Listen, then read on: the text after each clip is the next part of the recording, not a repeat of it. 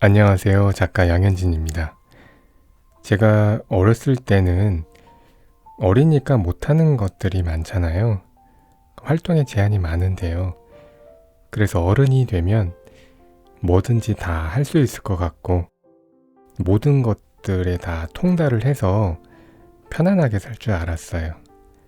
그런데 막상 어른이 되고 보니까 아직도 여전히 미숙하고 또 상처도 받고 누군가의 말에 흔들리기도 하고 착한 사람으로 보이려고 애쓰고 있었던 것 같아요. 내가 아닌 다른 사람을 따라하고 또 그게 좋아 보였던 거죠. 그렇게 바쁘게 살다 보니까 어떻게 살아가야 할지 고민할 시간조차 부족한 것 같습니다. 그래서 오늘은 이 책을 가져왔는데요. 나는 나로 살기로 했다. 지은이는 김수연, 발행은 마음의 숲입니다. 정말 유명한 책인데요. 이 책을 제 오디오북에서 꼭 읽어보고 싶었어요. 이번에 드디어 승인을 받아서 오늘 소개해 드리는데요. 너무 좋습니다. 네, 그럼 내용을 살펴보겠습니다. 내게 친절하지 않은 사람에게 친절하지 않을 것. 대학을 갓 졸업했을 무렵 나는 한 회사에서 인턴을 했다. 내가 처음으로 배정된 팀에서 만난 주임은 나를 하인처럼 대했다고 할까. 갑질이 적당할 듯 자기 앞에 있는 모니터를 10cm 옮기는 것도 나를 시켰고 사소한 실수만 해도 나 연 먹여? 라며 면박을 줬다. 사회생활이 처음이었고 모든 게 평가 대상이었던 인턴 신분의 나는 어찌할 바를 몰랐다. 그저 이 집단의 가장 아래 놓여 있다는 사실을 실감하며 호모 인턴스 시절을 보냈다. 그렇게 인턴십을 마치고 한참이 지난 어느 날 잠자리에 드는데 갑자기 그 선배의 생각에 분한 마음이 일었다. 그런데 내가 정말 참을 수 없었던 건 그녀가 나에게 한 행동이 아니라 그런 상황에서도 표정 한번 구기지 않은 나 자신이었다. 큰 권한이 있던 것도 아닌데 대단한 권력이라도 지닌 듯 구는 그녀에게 나는 단 한 번도 꿈틀하지 못했고 그런 나의 태도는 그녀가 나를 점점 더 하대하게 만들었다. 좀 다른 경우긴 하지만 민주화 운동을 하다 고문을 당했던 사람들이 과거를 떠올릴 때 가장 괴로운 건 그때 겪은 고통이 아니라 고문관에게 잘 보이려 했던 자신의 비굴함이라 했다. 물론 그것이 우리의 잘못은 아니지만 사람의 자존심에 치명상을 끼치는 건 부당한 대우 자체보다 부당한 대우에 굴복한 자기 자신인 것이다. 그러니 우리에게 친절하지 않은 이에게, 우리를 존중하지 않은 이에게 친절하려 애쓰지 말자. 상황을 바꿀 수 없을지라도 적어도 그들에게 비굴해지지는 말자. 저열한 인간들로부터 스스로의 존엄함을 지키기 위하여 우리에겐 최소한의 저항이 필요하다.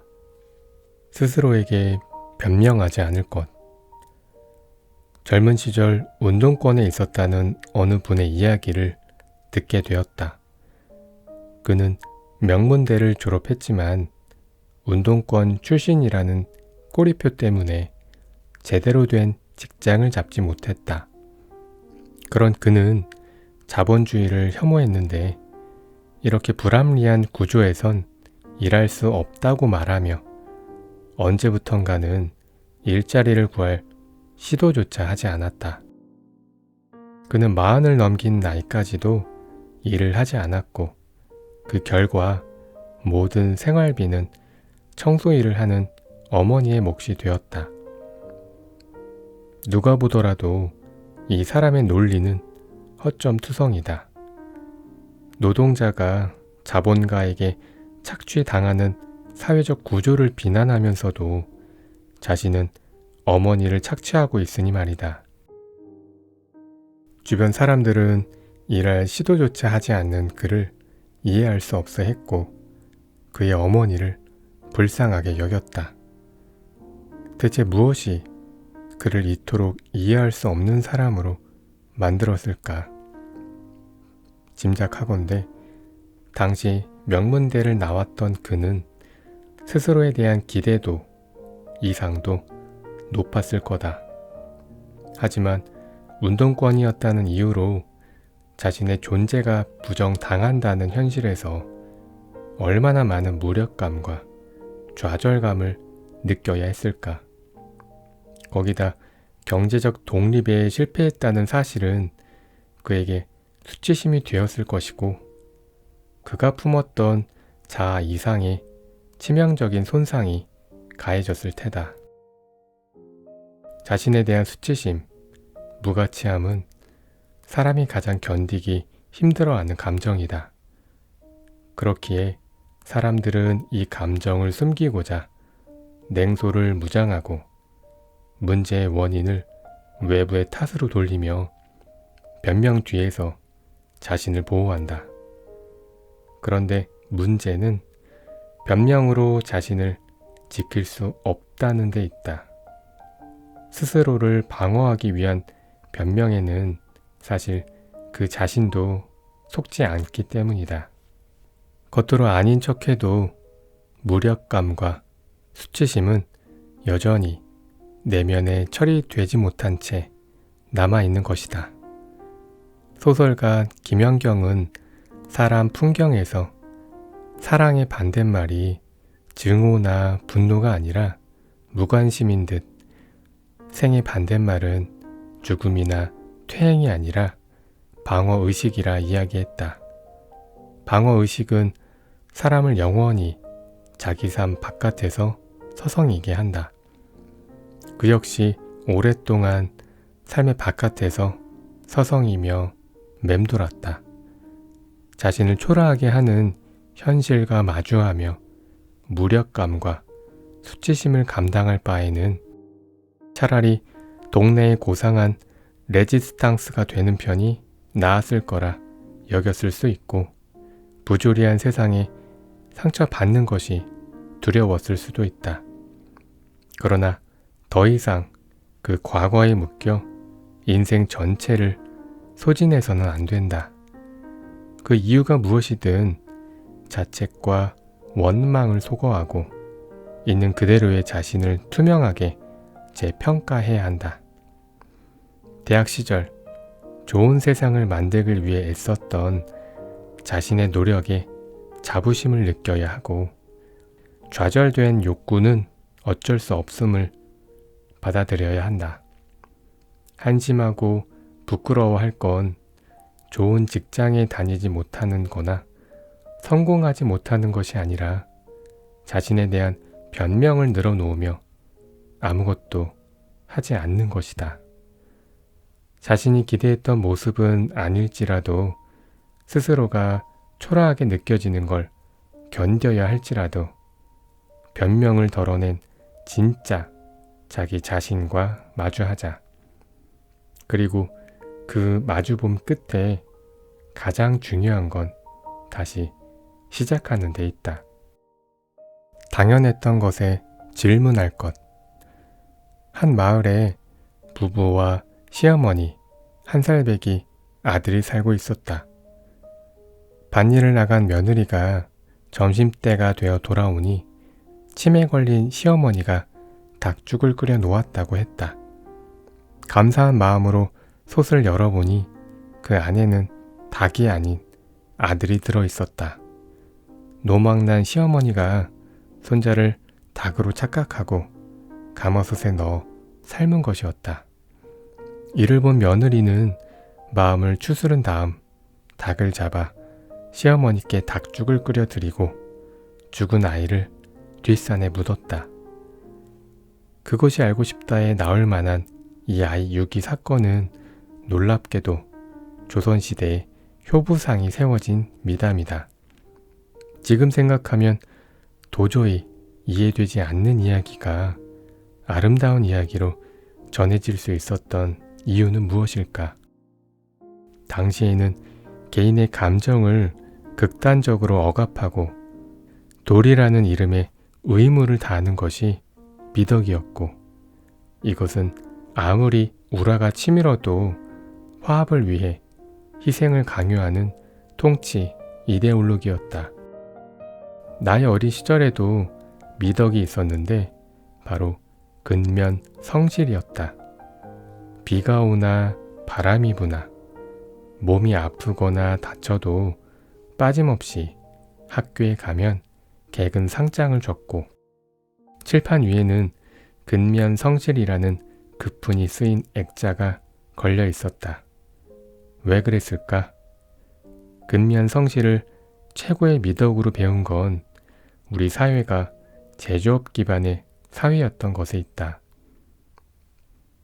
제조업에서는 창의력이나 개성보다 근면함과 성실함이 가장 필요한 자질이었으니 말이다.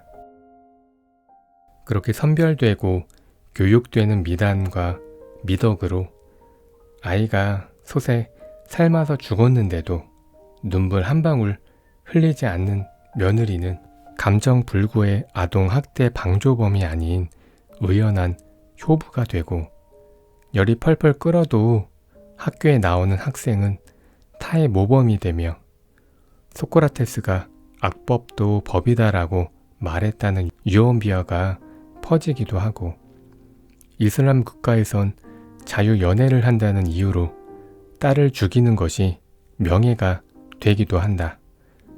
그렇게 사회가 선별해서 미덕으로 심은 통념은 때론 괴담을 미담으로, 폭력을 명예로 만든 것이다. 그럼에도 우리는 여전히 사회의 미덕과 통념을 불변의 진리로 여기며 살아간다. 하지만 가치는 개인의 선택 영역이고, 우리가 삶을 지탱하기 위해 절실한 건 통념이 아닌 스스로가 세운 신념이다. 그러면 우리는 어떻게 해야 할까? 경제학을 배우기 위해 미국으로 유학을 갔던 이의 말에 따르면 미국 대학에는 브레인 워싱 클래스라는 것이 있었다고 한다. 내용인즉 지금까지 배운 경제학 지식은 모조리 틀렸으니 두뇌를 세척하자는 수업이었다. 우리가 세계적인 석학들의 경제학 이론이 무엇인지 배울 때 그들은 그 이론의 어떤 점이 틀렸는지를 찾아냈고, 그렇기에 새로운 답을 찾을 수 있었다. 우리 당연했던 것들에 질문하자. 당신이 믿어온 것이 정말 당신 내면의 목소리인지, 아니면 어느 순간 의심 없이 따라온 타인의 목소리인지 묻자. 믿어왔던 진리에 대하여 질문할 때 우리는 한 발 앞으로 나아갈 수 있다. 통념의 자리에 우리의 신념을 채우기 위해 우리에게도 브레인 워싱 클래스가 필요하다.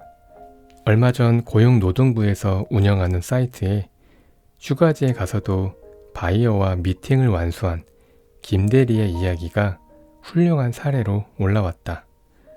휴가 간 직원의 사적 생활을 방해한 회사를 고발해도 모자를 파네. 어디서 개수작이야.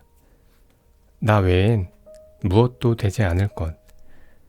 초등학교 2학년 때 장래의 희망을 말하는 시간이 있었다. 나는 퀴리 부인에 대해 어디선가 주워 듣고는 퀴리 부인과 같은 여성 과학자가 되고 싶다고 말했다.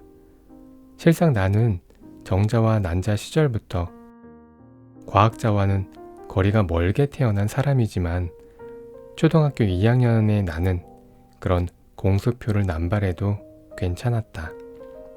9살짜리 꼬마가 구체적으로 물류회사에서 구매를 담당하고 싶다거나 중견 회사에서 회계 관리를 하고 싶다고 하는 게 더 이상한 일이 아닌가. 그런데 문제는 나이를 먹어서도 우리의 꿈이 무엇을 할 것인가가 아니라 무엇이 될 것인가에 머물러 있을 때 발생한다. 예전에 한 피부과 의사와 대화를 나눈 적이 있다. 그는 서울에 있는 의대를 나와 강남에서 피부과 전문 의를 하고 있었다. 그런데 대화를 나누는 동안 의사가 아닌 한 개인으로서 그에게 어떤 개성이나 철학도 느끼지 못했고 오히려 성장하지 못한 아이 같다는 느낌을 받았다. 문득 그에게 지금 행복하냐는 질문을 했다. 그러자 그는 1초의 망설임도 없이 아니라고 답했다. 남들이 보기엔 그럴듯한 직업을 가졌다고 할 수 있겠지만 더 좋은 학벌에 더 큰 병원에서 일하지 못하는 것을 아쉬워할 뿐이었다. 많은 책에서 사회적으로 인정받은 직업을 가진 이들이 실제로는 행복하지 않은 경우가 많다더니 그가 그런 사람이었다. 열심히 공부하는 것에 매달려 청소년기를 보냈던 그는 의대에 갈 수 있어서 의대에 갔다고 한다. 다른 생각을 할 여유는 없었고 대학에 가서도 빡빡한 의과 공부와 인턴을 거쳐 지금에 이르렀다. 그런데 그는 왜 행복하지 않을까? 그는 사회적 지위와 경제적 안정, 주변 사람들의 인정을 쫓으며 자신의 내면은 바라보지 못했고 그것은 그의 내면을 공허하게 만들었다. 그런 그에게 중요했던 건 의사가 되는 것이었다. 자신의 공허한 내면과 희미한 정체성을 채우기 위해 의사라는 직업적 정체성에 기댄 것이었다.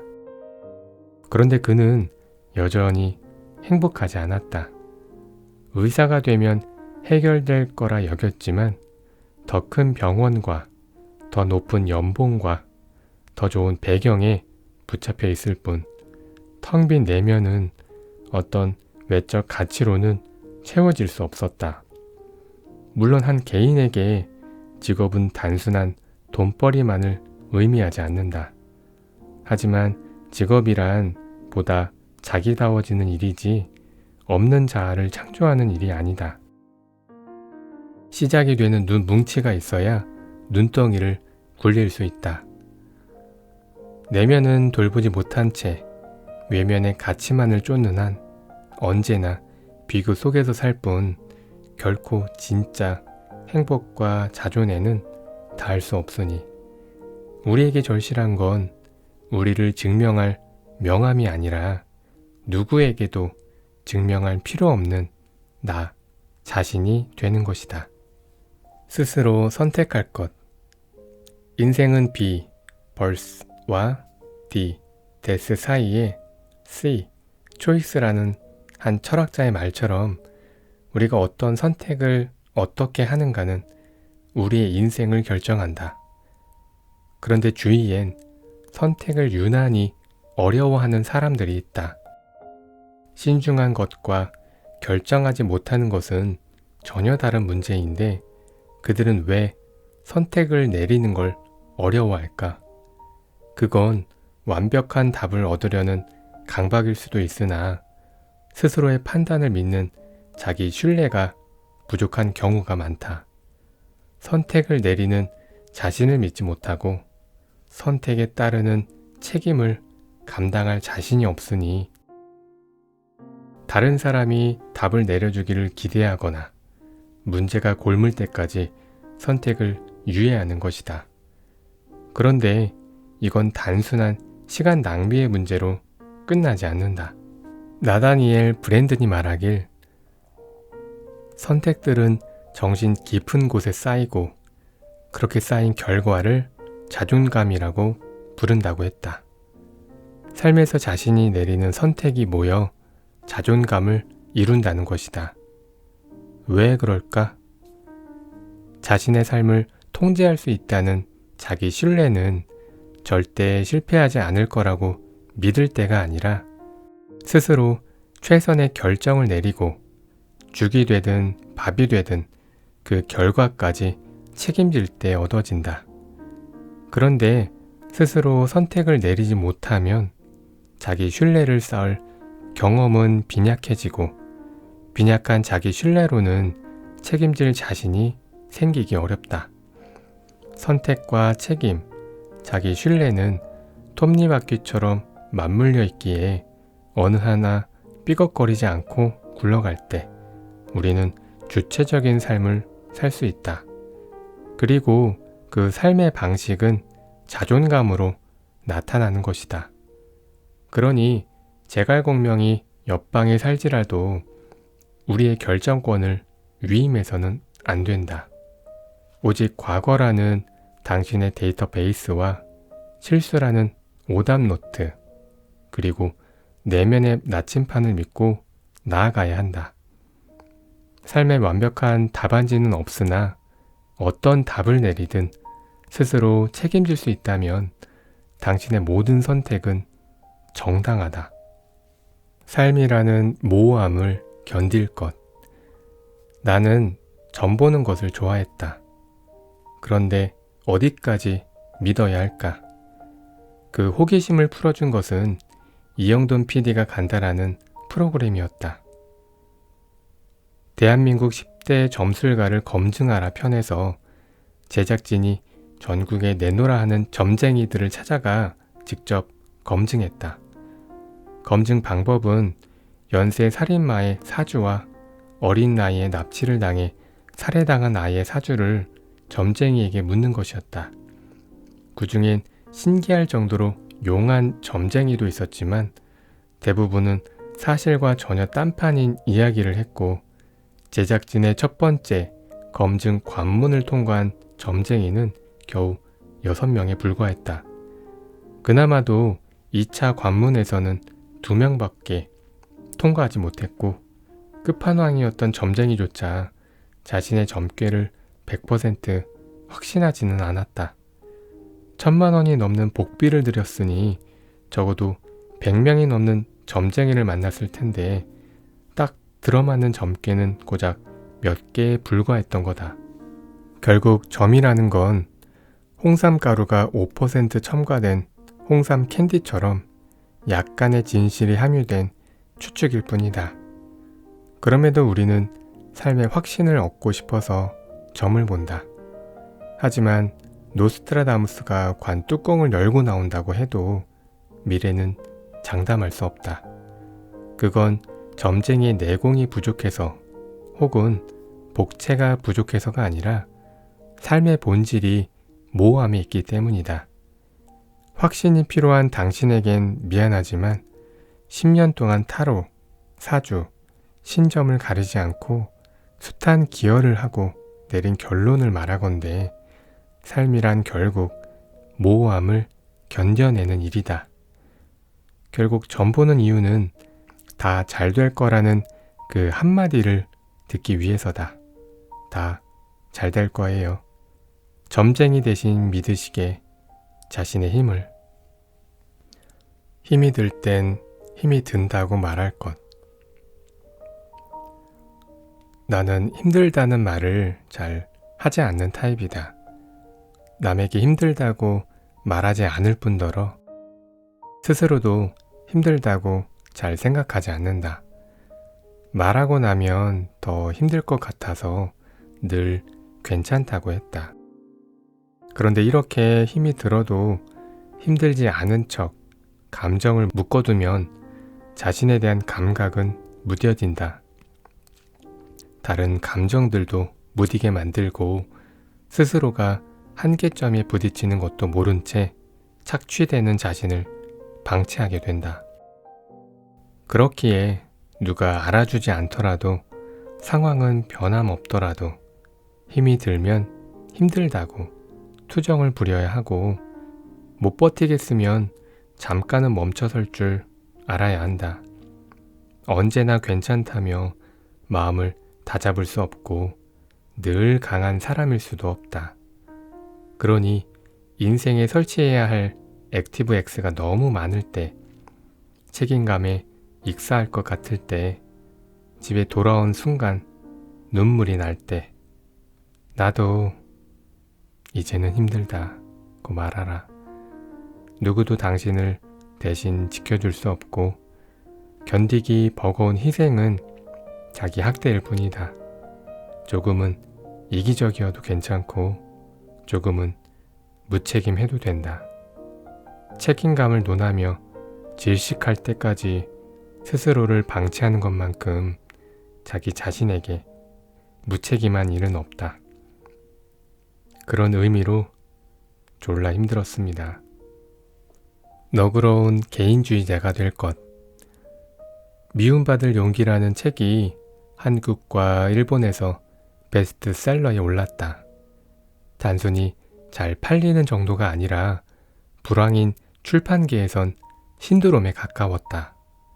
왜 이 책이 한국과 일본에서 베스트셀러가 될 수 있었을까? 두 나라는 행복 연구에서 중요성을 나타내는 국가이다. 높은 경제 수준에 비해 행복도가 눈에 띄게 낮기 때문이다. 왜 그럴까? 개인주의는 행복감을 느끼는 데 중요한 문화적 특성으로 개인주의가 강할수록 소득과는 별개로 사회 구성원의 행복감은 높아진다.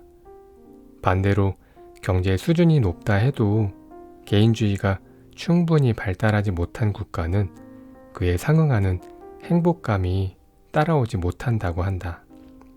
초집단주의 사회인 한국과 일본이 이러한 경우다. 그렇다면 집단주의의 어떤 면이 개인의 행복을 가로막는 걸까? 집단주의 사회에선 집단의 목표와 화합을 개인의 자유보다 우선시하며 집단의 존속을 위해 개인을 통제하기도 한다. 그것만으로도 꽤 지치는 일인데 더 큰 문제는 통제의 수단에 있다. 사회가 개인을 통제하는 수단으로 개인주의 사회가 주로 개인의 죄책감을 사용한다면 집단주의 사회는 주로 수치심을 사용한다. 죄책감이 스스로에 대한 부끄러움이라면 수치심은 타인을 통해 바라본 자신에 대한 부끄러움이다. 그래서 우리는 서로를 통제하며 끊임없이 타인을 의식하도록 요구받는다. 역지사지라는 가르침 속에 타인의 시선에서 자신의 행동을 점검하고 그 결과 보란듯이 잘 살겠다, 남부럽지 않게 살고 싶다 같은 쓸데없는 말을 하는 거다. 이 과도한 타인 의식은 마음에 CCTV를 설치하는 일이라서 누군가 나를 지켜보고 있다는 생각에 우리는 긴장되고 불안하다. 그렇기에 한국과 일본에서 미움받을 용기라는 책이 신드롬에 가깝게 팔려나갔던 건 그만큼 타인의 시선을 두려워하며 살아간다는 방증이자 집단주의에 살고 있는 우리의 피로도를 보여준 것이다. 우리가 집단주의 사회가 된 이유는 공동노동이 필요했던 농경사회의 영향을 받았다는 추론이 지배적이다. 하지만 이젠 다 같이 모여서 벼농사를 짓고 살 것도 아니지 않나. 우리에게 미움받을 용기보다 필요한 건 너그러운 개인주의다. 무조건 물 건너온 서양 것이 좋다는 게 아니라 지금의 집단주의 문화는 득보다 실이 많기 때문이다.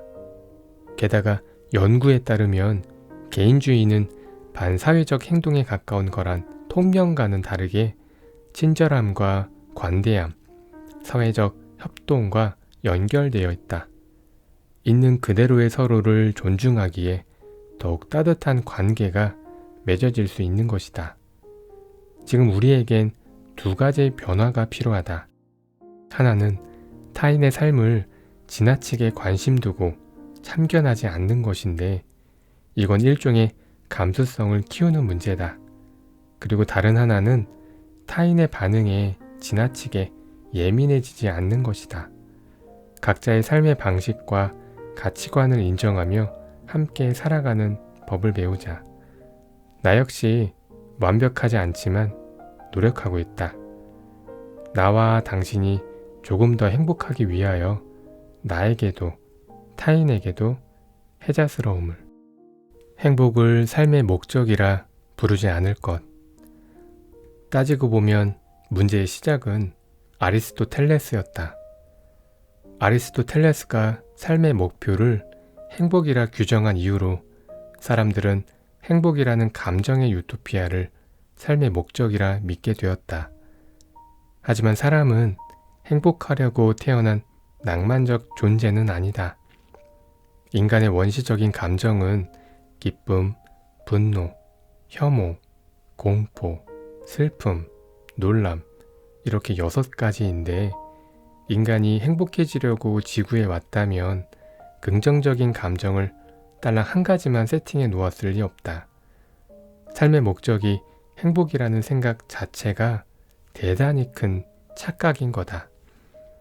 그런데 삶의 목적을 행복으로 규정하고 완전 무결하게 행복한 삶이 존재하듯 떠들자 행복하지 않은 사람들은 실패자가 된 기분이다. 그래서 사람들은 우울함을 감추기 위해 애쓰고 슬픔은 어떻게 해서든 억눌러야 한다고 생각한다. 하지만 삶에 우울함과 슬픔이 있는 것은 자연스러운 일 아닌가? 베르사유 궁전을 아름답게만 두고 싶어서 화장실을 없앴다 해도 산다는 건 궁전 구석에서 몰래 똥도 놓고 때론 남이 싼 똥도 밟고 사는 것이다. 그러니 가끔은 슬퍼도 우울해도 된다. 그 시간이 없다면 행복이 무엇인지 우리가 어떻게 알 수 있겠는가? 물론 우리는 행복을 위해 노력해야 하고 나 역시 당신의 행복을 빈다. 하지만 몇 번을 묻는다 해도 삶의 목적은 언제나 삶, 그 자체일 뿐이다. 10번 중에 6번에서 7번 행복한 사람은 행복한 사람이다. 하지만 10번 중에 10번 행복하려고 한다면 그건 강박증이다. 다들 알아서 행복할 것. 내 동생은 늦둥이다. 막내 동생은 부모님이 남은 숙제랄까. 엄마는 동생이 자리 잡고 잘 사는 걸 봐야 본인도 행복할 것 같다고 말했다. 부모 마음이 다 그렇다 할지라도 나는 안타까운 마음이 들었다. 나는 엄마가 행복했으면 좋겠는데 엄마가 행복해지기 위해선 동생이 행복해야 한다. 그 말은 엄마의 행복이 자신의 통제권 밖에 있다는 뜻이다.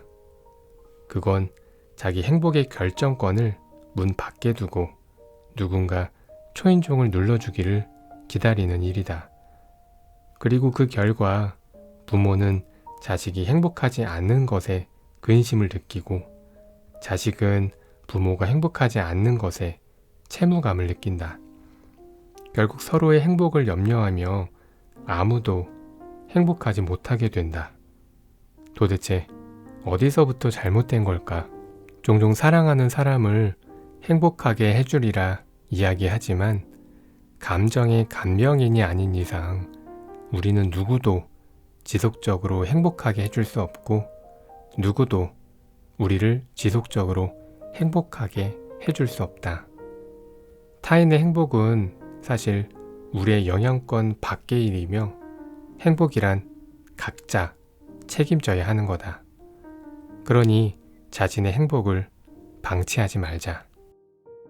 결국 우리가 해야 할 최선은 애정과 사랑은 나누되 자신의 행복에 책임을 다하는 것이니 부디 다들 알아서 행복하자.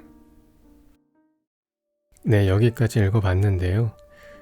너무 좋은 내용이 많은데 다 읽어드리지 못해서 안타깝습니다. 나머지 내용은 따로 읽어보셔도 괜찮을 것 같아요.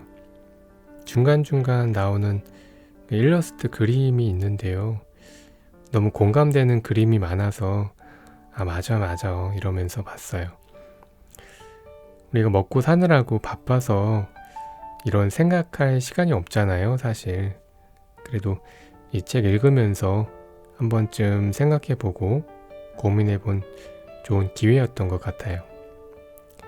인생에 지나가는 사람들에게 상처받지 말고 여러분들이 어떤 인생을 살던지 간에 자기 자신으로 살아가길 응원드립니다. 그럼 오늘은 여기까지 하겠습니다. 고맙습니다.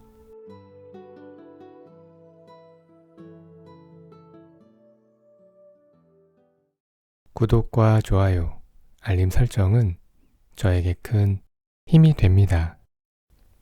내게 친절하지 않은 사람에게 친절하지 않을 것. 대학을 갓 졸업했을 무렵 나는 한 회사에서 인턴을 했다. 내가 처음으로 배정된 팀에서 만난 주임은 나를 하인처럼 대했다고 할까. 갑질이 적당할 듯 자기 앞에 있는 모니터를 10cm 옮기는 것도 나를 시켰고 사소한 실수만 해도 나 연 먹여? 라며 면박을 줬다. 사회생활이 처음이었고 모든 게 평가 대상이었던 인턴 신분의 나는 어찌할 바를 몰랐다. 그저 이 집단의 가장 아래 놓여 있다는 사실을 실감하며 호모 인턴스 시절을 보냈다. 그렇게 인턴십을 마치고 한참이 지난 어느 날 잠자리에 드는데 갑자기 그 선배의 생각에 분한 마음이 일었다.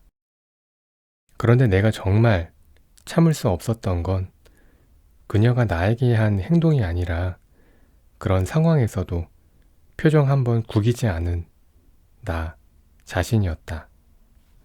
큰 권한이 있던 것도 아닌데 대단한 권력이라도 지닌 듯 구는 그녀에게 나는 단 한 번도 꿈틀하지 못했고 그런 나의 태도는 그녀가 나를 점점 더 하대하게 만들었다.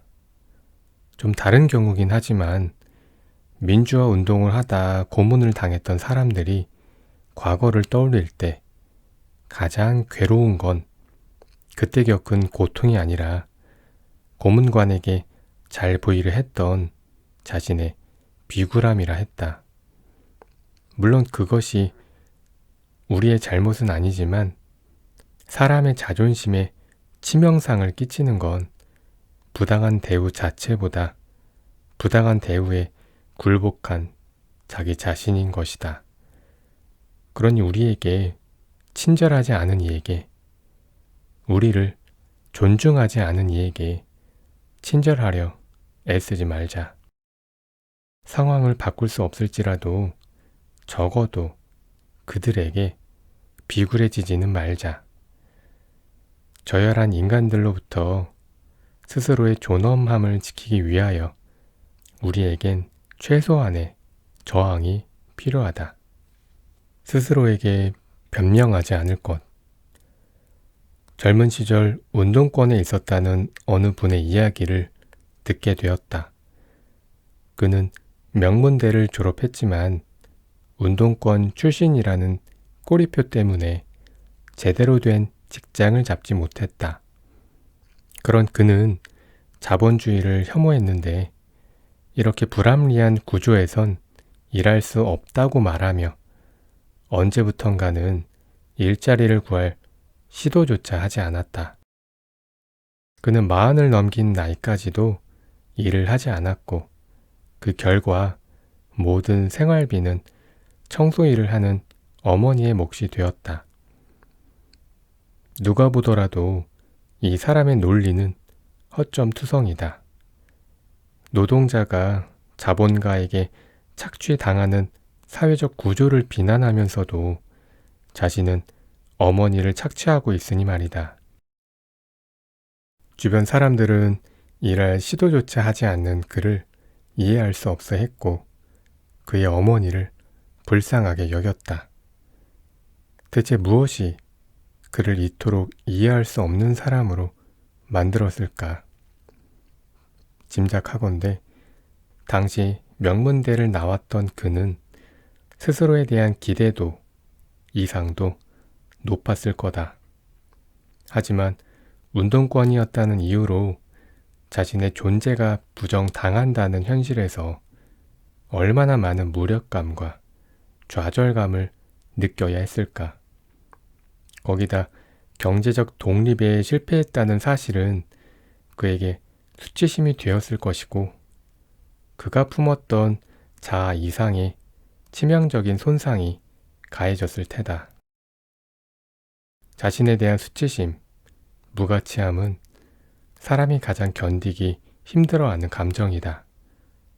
그렇기에 사람들은 이 감정을 숨기고자 냉소를 무장하고 문제의 원인을 외부의 탓으로 돌리며 변명 뒤에서 자신을 보호한다. 그런데 문제는 변명으로 자신을 지킬 수 없다는 데 있다. 스스로를 방어하기 위한 변명에는 사실 그 자신도 속지 않기 때문이다. 겉으로 아닌 척해도 무력감과 수치심은 여전히 내면에 처리되지 못한 채 남아있는 것이다. 소설가 김연경은 사람 풍경에서 사랑의 반대말이 증오나 분노가 아니라 무관심인 듯 생의 반대말은 죽음이나 퇴행이 아니라 방어의식이라 이야기했다. 방어의식은 사람을 영원히 자기 삶 바깥에서 서성이게 한다.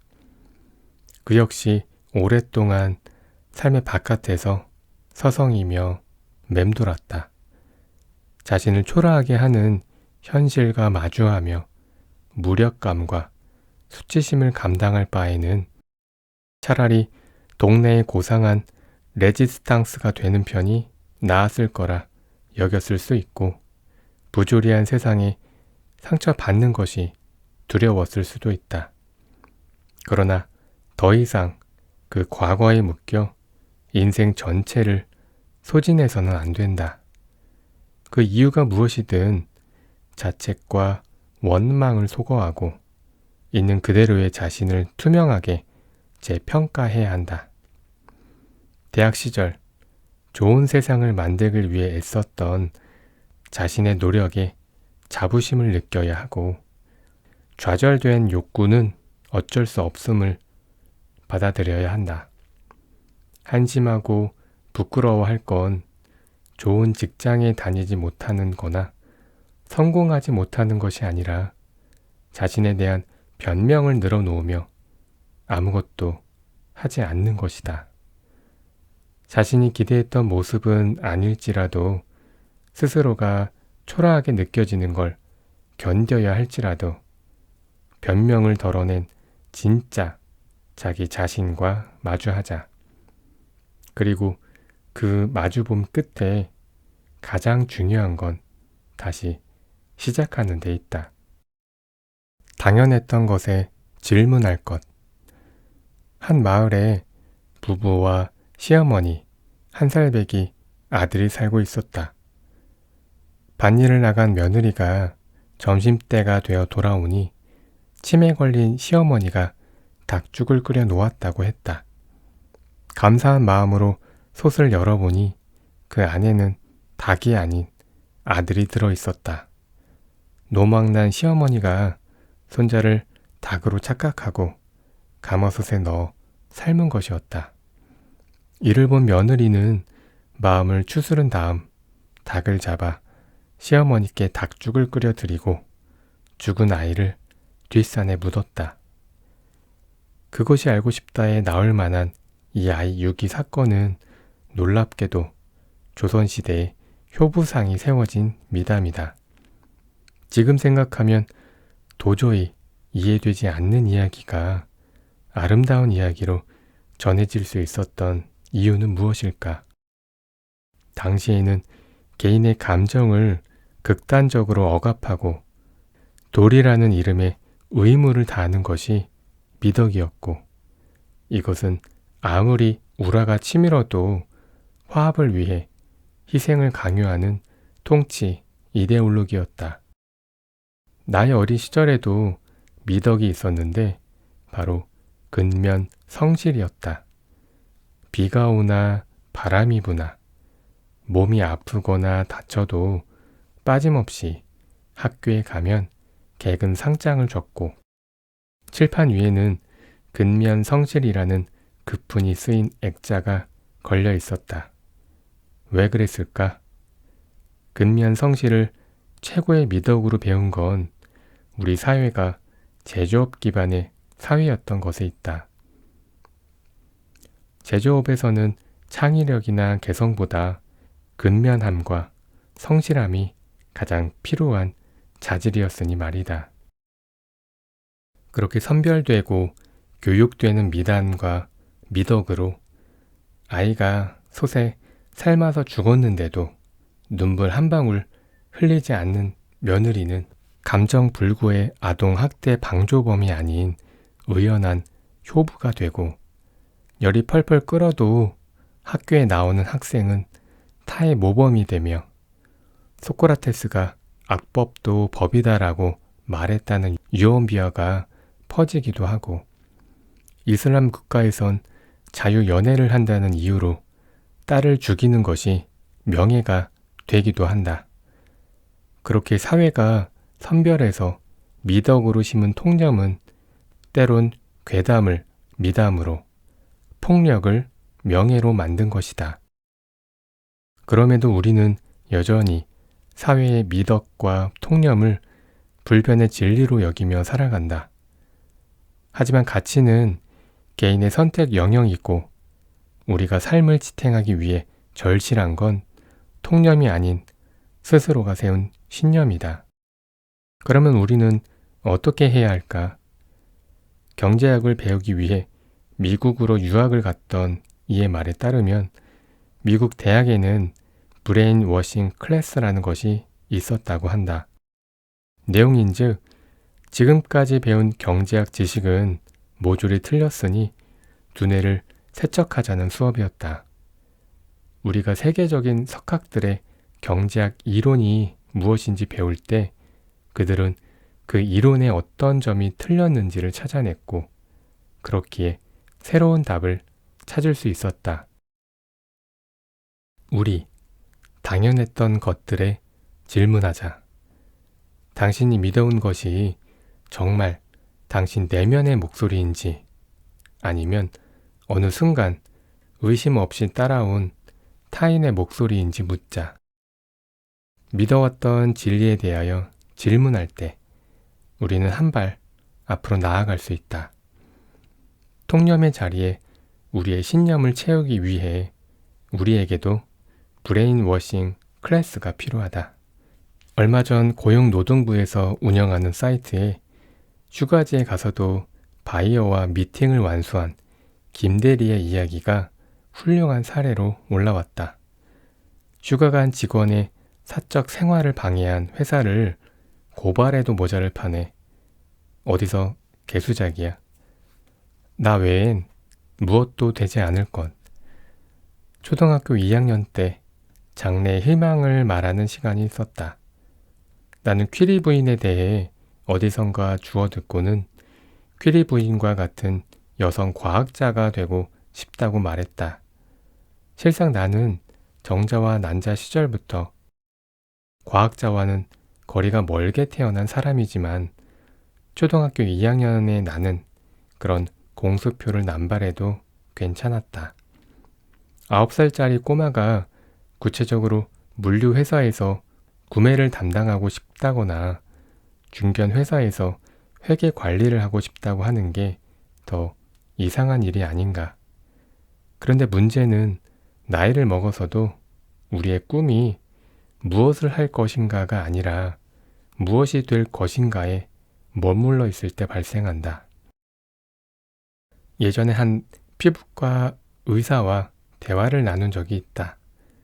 그는 서울에 있는 의대를 나와 강남에서 피부과 전문 일을 하고 있었다. 그런데 대화를 나누는 동안 의사가 아닌 한 개인으로서 그에게 어떤 개성이나 철학도 느끼지 못했고 오히려 성장하지 못한 아이 같다는 느낌을 받았다. 문득 그에게 지금 행복하냐는 질문을 했다.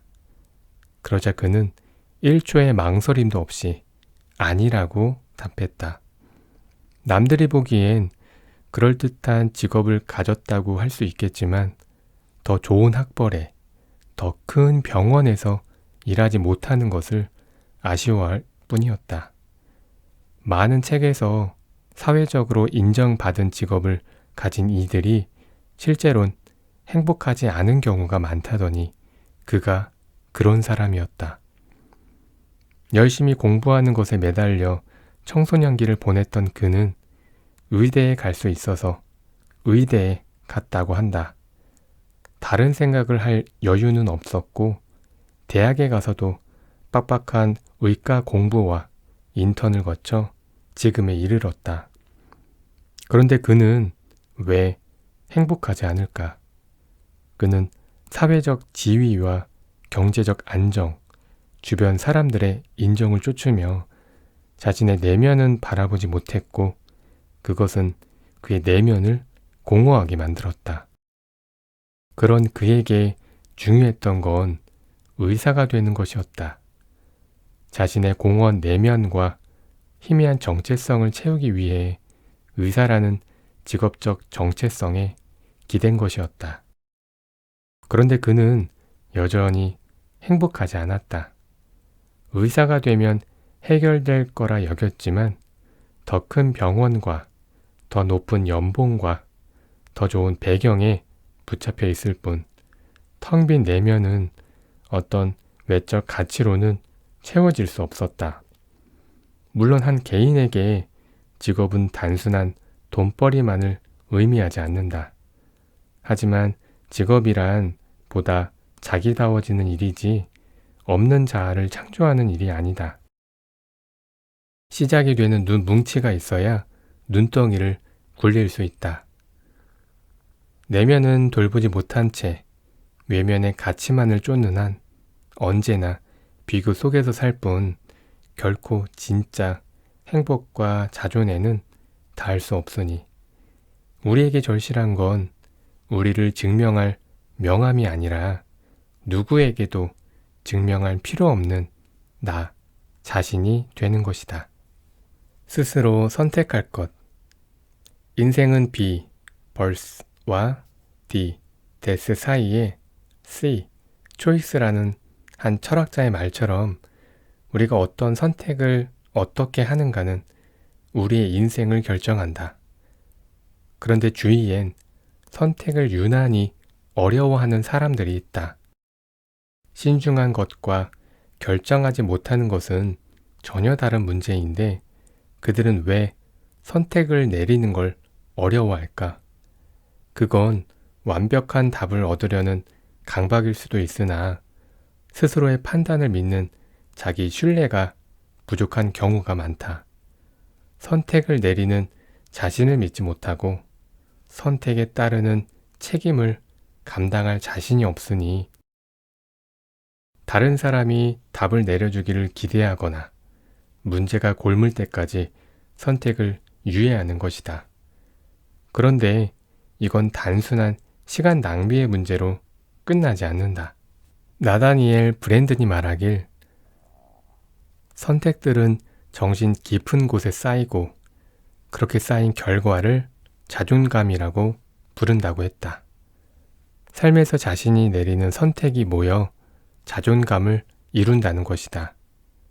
왜 그럴까? 자신의 삶을 통제할 수 있다는 자기 신뢰는 절대 실패하지 않을 거라고 믿을 때가 아니라 스스로 최선의 결정을 내리고 죽이 되든 밥이 되든 그 결과까지 책임질 때 얻어진다. 그런데 스스로 선택을 내리지 못하면 자기 신뢰를 쌓을 경험은 빈약해지고 빈약한 자기 신뢰로는 책임질 자신이 생기기 어렵다. 선택과 책임, 자기 신뢰는 톱니바퀴처럼 맞물려 있기에 어느 하나 삐걱거리지 않고 굴러갈 때 우리는 주체적인 삶을 살 수 있다. 그리고 그 삶의 방식은 자존감으로 나타나는 것이다. 그러니 제갈공명이 옆방에 살지라도 우리의 결정권을 위임해서는 안 된다. 오직 과거라는 당신의 데이터베이스와 실수라는 오답노트, 그리고 내면의 나침판을 믿고 나아가야 한다. 삶에 완벽한 답안지는 없으나 어떤 답을 내리든 스스로 책임질 수 있다면 당신의 모든 선택은 정당하다. 삶이라는 모호함을 견딜 것. 나는 점 보는 것을 좋아했다. 그런데 어디까지 믿어야 할까? 그 호기심을 풀어준 것은 이영돈 PD가 간다라는 프로그램이었다. 대한민국 10대 점술가를 검증하라 편에서 제작진이 전국에 내놓으라 하는 점쟁이들을 찾아가 직접 검증했다. 검증 방법은 연쇄 살인마의 사주와 어린 나이에 납치를 당해 살해당한 아이의 사주를 점쟁이에게 묻는 것이었다. 그중엔 신기할 정도로 용한 점쟁이도 있었지만 대부분은 사실과 전혀 딴판인 이야기를 했고, 제작진의 첫 번째 검증 관문을 통과한 점쟁이는 겨우 6명에 불과했다.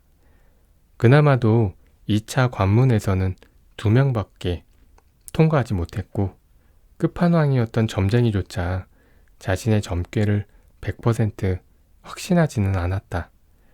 1,000만 원이 넘는 복비를 들였으니 적어도 100명이 넘는 점쟁이를 만났을 텐데 딱 들어맞는 점괘는 고작 몇 개에 불과했던 거다. 결국 점이라는 건 홍삼가루가 5% 첨가된 홍삼 캔디처럼 약간의 진실이 함유된 추측일 뿐이다. 그럼에도 우리는 삶의 확신을 얻고 싶어서 점을 본다. 하지만 노스트라다무스가 관 뚜껑을 열고 나온다고 해도 미래는 장담할 수 없다. 그건 점쟁이의 내공이 부족해서 혹은 복체가 부족해서가 아니라 삶의 본질이 모호함에 있기 때문이다. 확신이 필요한 당신에겐 미안하지만 10년 동안 타로, 사주, 신점을 가리지 않고 숱한 기여를 하고 내린 결론을 말하건대 삶이란 결국 모호함을 견뎌내는 일이다. 결국 점 보는 이유는 다 잘 될 거라는 그 한마디를 듣기 위해서다. 다 잘 될 거예요. 점쟁이 대신 믿으시게 자신의 힘을. 힘이 들 땐 힘이 든다고 말할 것. 나는 힘들다는 말을 잘 하지 않는 타입이다. 남에게 힘들다고 말하지 않을 뿐더러 스스로도 힘들다고 잘 생각하지 않는다. 말하고 나면 더 힘들 것 같아서 늘 괜찮다고 했다. 그런데 이렇게 힘이 들어도 힘들지 않은 척 감정을 묶어두면 자신에 대한 감각은 무뎌진다. 다른 감정들도 무디게 만들고 스스로가 한계점에 부딪히는 것도 모른 채 착취되는 자신을 방치하게 된다. 그렇기에 누가 알아주지 않더라도 상황은 변함없더라도 힘이 들면 힘들다고 투정을 부려야 하고 못 버티겠으면 잠깐은 멈춰설 줄 알아야 한다. 언제나 괜찮다며 마음을 다잡을 수 없고 늘 강한 사람일 수도 없다. 그러니 인생에 설치해야 할 액티브 X가 너무 많을 때, 책임감에 익사할 것 같을 때, 집에 돌아온 순간 눈물이 날 때, 나도 이제는 힘들다고 말하라. 누구도 당신을 대신 지켜줄 수 없고 견디기 버거운 희생은 자기 학대일 뿐이다. 조금은 이기적이어도 괜찮고 조금은 무책임해도 된다. 책임감을 논하며 질식할 때까지 스스로를 방치하는 것만큼 자기 자신에게 무책임한 일은 없다. 그런 의미로 졸라 힘들었습니다. 너그러운 개인주의자가 될 것. 미움받을 용기라는 책이 한국과 일본에서 베스트셀러에 올랐다. 단순히 잘 팔리는 정도가 아니라 불황인 출판계에선 신드롬에 가까웠다. 왜 이 책이 한국과 일본에서 베스트셀러가 될 수 있었을까? 두 나라는 행복 연구에서 중요성을 나타내는 국가이다. 높은 경제 수준에 비해 행복도가 눈에 띄게 낮기 때문이다. 왜 그럴까? 개인주의는 행복감을 느끼는 데 중요한 문화적 특성으로 개인주의가 강할수록 소득과는 별개로 사회 구성원의 행복감은 높아진다. 반대로 경제 수준이 높다 해도 개인주의가 충분히 발달하지 못한 국가는 그에 상응하는 행복감이 따라오지 못한다고 한다. 초집단주의 사회인 한국과 일본이 이러한 경우다. 그렇다면 집단주의의 어떤 면이 개인의 행복을 가로막는 걸까? 집단주의 사회에선 집단의 목표와 화합을 개인의 자유보다 우선시하며 집단의 존속을 위해 개인을 통제하기도 한다. 그것만으로도 꽤 지치는 일인데 더 큰 문제는 통제의 수단에 있다. 사회가 개인을 통제하는 수단으로 개인주의 사회가 주로 개인의 죄책감을 사용한다면 집단주의 사회는 주로 수치심을 사용한다. 죄책감이 스스로에 대한 부끄러움이라면 수치심은 타인을 통해 바라본 자신에 대한 부끄러움이다. 그래서 우리는 서로를 통제하며 끊임없이 타인을 의식하도록 요구받는다. 역지사지라는 가르침 속에 타인의 시선에서 자신의 행동을 점검하고 그 결과 보란듯이 잘 살겠다. 남부럽지 않게 살고 싶다 같은 쓸데없는 말을 하는 거다. 이 과도한 타인 의식은 마음에 CCTV를 설치하는 일이라서 누군가 나를 지켜보고 있다는 생각에 우리는 긴장되고 불안하다. 그렇기에 한국과 일본에서 미움받을 용기라는 책이 신드롬에 가깝게 팔려 나갔던 건 그만큼 타인의 시선을 두려워하며 살아간다는 방증이자 집단주의에 살고 있는 우리의 피로도를 보여준 것이다. 우리가 집단주의 사회가 된 이유는 공동노동이 필요했던 농경사회의 영향을 받았다는 추론이 지배적이다. 하지만 이젠 다 같이 모여서 벼농사를 짓고 살 것도 아니지 않나. 우리에게 미움받을 용기보다 필요한 건 너그러운 개인주의다. 무조건 물 건너온 서양 것이 좋다는 게 아니라 지금의 집단주의 문화는 득보다 실이 많기 때문이다. 게다가 연구에 따르면 개인주의는 반사회적 행동에 가까운 거란 통념과는 다르게 친절함과 관대함, 사회적 협동과 연결되어 있다. 있는 그대로의 서로를 존중하기에 더욱 따뜻한 관계가 맺어질 수 있는 것이다. 지금 우리에겐 두 가지의 변화가 필요하다. 하나는 타인의 삶을 지나치게 관심 두고 참견하지 않는 것인데 이건 일종의 감수성을 키우는 문제다. 그리고 다른 하나는 타인의 반응에 지나치게 예민해지지 않는 것이다. 각자의 삶의 방식과 가치관을 인정하며 함께 살아가는 법을 배우자. 나 역시 완벽하지 않지만 노력하고 있다.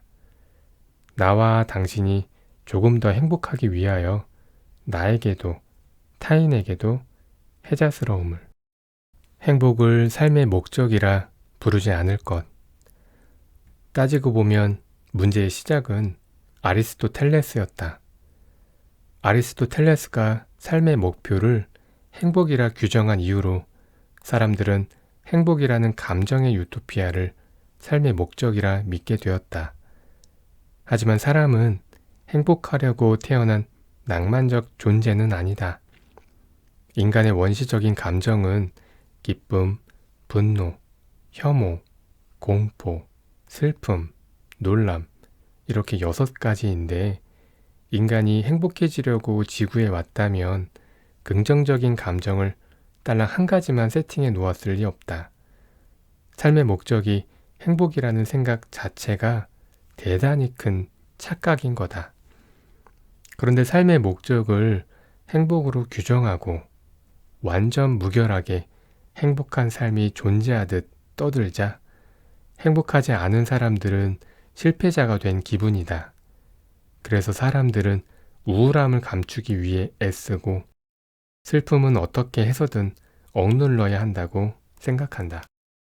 하지만 삶에 우울함과 슬픔이 있는 것은 자연스러운 일 아닌가?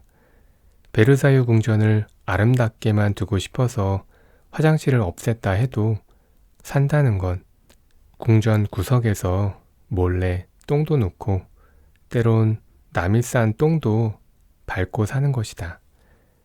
그러니 가끔은 슬퍼도 우울해도 된다. 그 시간이 없다면 행복이 무엇인지 우리가 어떻게 알 수 있겠는가? 물론 우리는 행복을 위해 노력해야 하고 나 역시 당신의 행복을 빈다. 하지만 몇 번을 묻는다 해도 삶의 목적은 언제나 삶, 그 자체일 뿐이다. 10번 중에 6번에서 7번 행복한 사람은 행복한 사람이다. 하지만 10번 중에 10번 행복하려고 한다면 그건 강박증이다. 다들 알아서 행복할 것. 내 동생은 늦둥이다. 막내 동생은 부모님이 남은 숙제랄까. 엄마는 동생이 자리 잡고 잘 사는 걸 봐야 본인도 행복할 것 같다고 말했다. 부모 마음이 다 그렇다 할지라도 나는 안타까운 마음이 들었다. 나는 엄마가 행복했으면 좋겠는데 엄마가 행복해지기 위해선 동생이 행복해야 한다.